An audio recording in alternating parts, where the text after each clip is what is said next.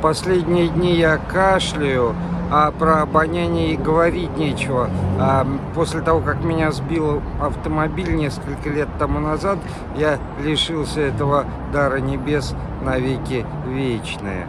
Что ж, между тем Роспотребнадзор сообщает о стремительном распространении нового штамма коронавируса КСЕ и СИ, или X и C. Как хотите, так и произносите. X и C. 3 латинские буквы. И смотрю я так подозрительно на небо, но догадки в Ютубе я свои держу при себе. И если вы хотите их узнать, загляните, пожалуйста, в описание. Там ссылки на 2 телеграм-канала. И в том, что более маленький, я эти свои догадки и выложил. Между тем, как число людей, болеющих некими ОРВИ, растет действительно. Интересно, откуда берет данные Роспотребнадзор? Они тестируют всех людей или речь идет исключительно о тех, кто обращается за медицинской помощью? Кто его разберет? Ну, в общем, в связи с этим своим кашлем я сегодня не пошел на мероприятие, которое анонсировал вчера, и в котором принял участие Александр Павлович Алексеев, общественный деятель и духовный человек, и в общем, не хотел никого своим кашлем заразить. На мой взгляд, это решение ответственное. Между тем, как Ингушетия сегодня простилась с 2 своими гражданами, людьми. И я снимаю шляпу, потому что погибли накануне в перестрелке у московского офиса Wildberries. Буквально там в 200 метрах от Красной площади погибли 2 человека. Охранники Ислам Эльмурзиев и Адам Алмазов. И это очень печально, я соболезную их родным и близким искренне. Что ж, их тела доставили поздно вечером 20 сентября чартерным рейсом, и встречали их множество людей. Это сообщают различные телеграм-каналы, и также сообщается, что после стрельбы арестовано 30 человек, а еще 19 человек получили административные аресты. Добрый день, уважаемые зрители, с вами снова я, Захарыч. И от всей души поздравляю вас с Рождеством Пресвятой Богородицы, этим светлым, прекрасным днем. Таким, знаете, днем женщин, можно сказать смело, и днем олицетворения женской непорочности и всевозможных женских добродетелей. Простите меня, те, кто был свидетелем моего безобразного поведения в Телеграме вчера, искренне сожалею об этом, раскаиваюсь изо всех сил. Друзья, поздравляю.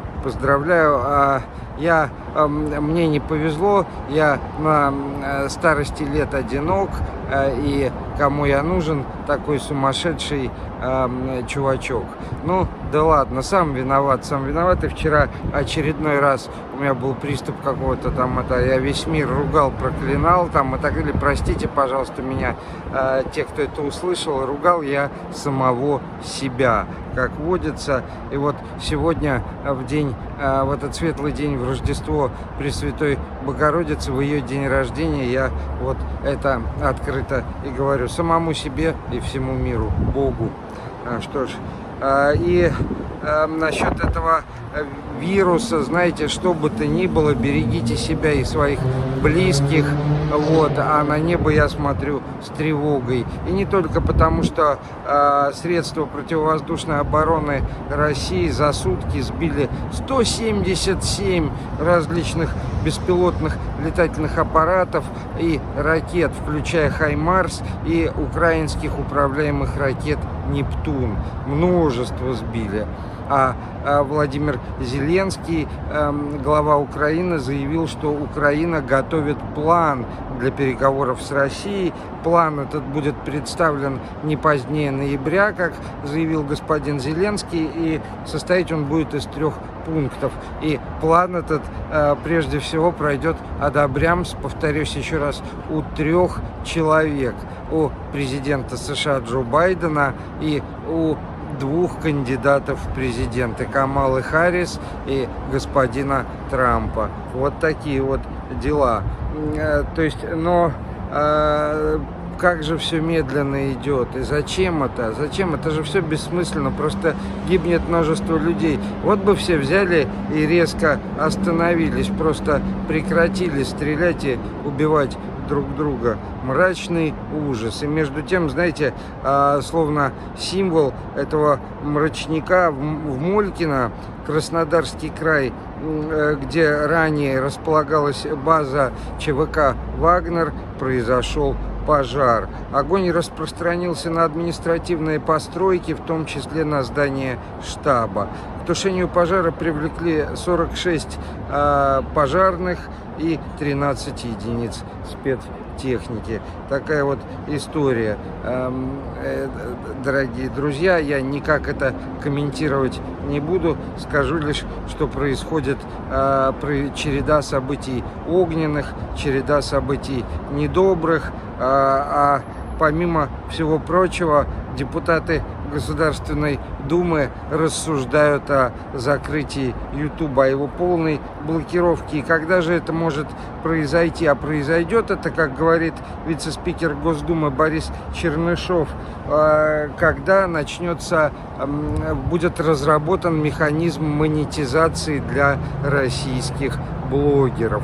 То есть можно будет зарабатывать деньги на блогерстве, тра-та-та-та-та. Я хочу сказать, во-первых, уважаемые зрители, я каждый раз говорю, подписывайтесь, ставьте лайки, пишите комментарии и поддержите мой труд.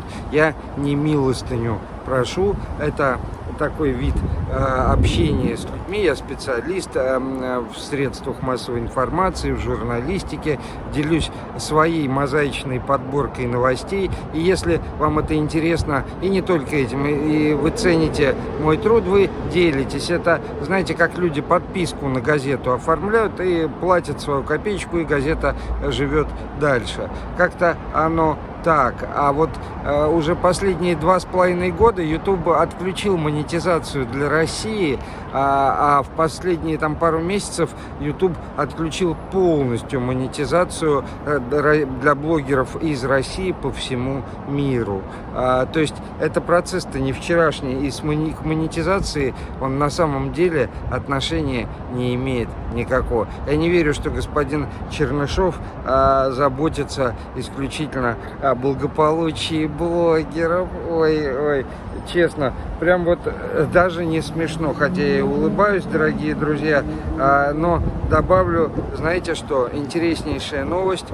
Несмотря на прогнозы, экономика Китая начинает сбоить и замедляться.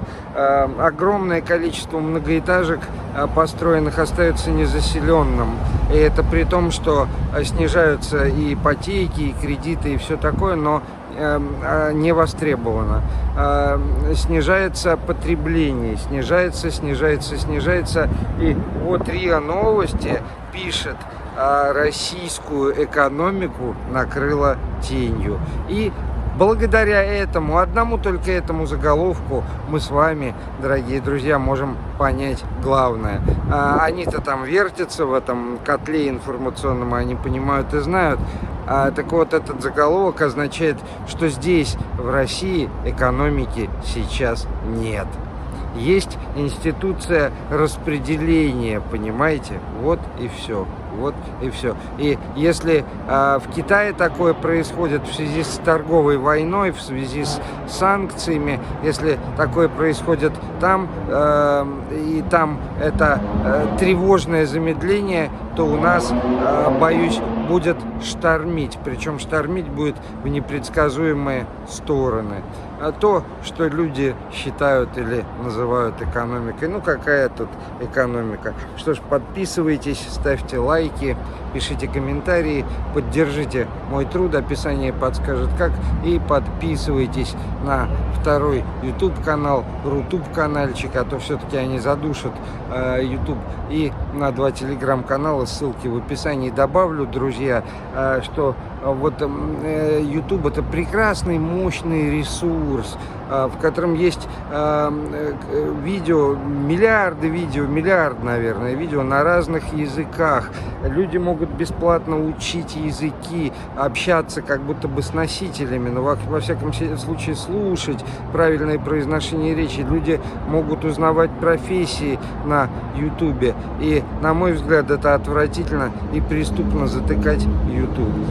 Да, можно искать врагов и так далее, а можно видеть в инструменте просто инструмент. Это же просто развлекательная площадка. Берегите себя, будьте здоровы, любите и будьте любимы. Я желаю вам этого сегодня, в день Рождества Пресвятой Богородицы Девы Марии. Мир вам, мир нам всем. Миру мир. Мир дому твоему.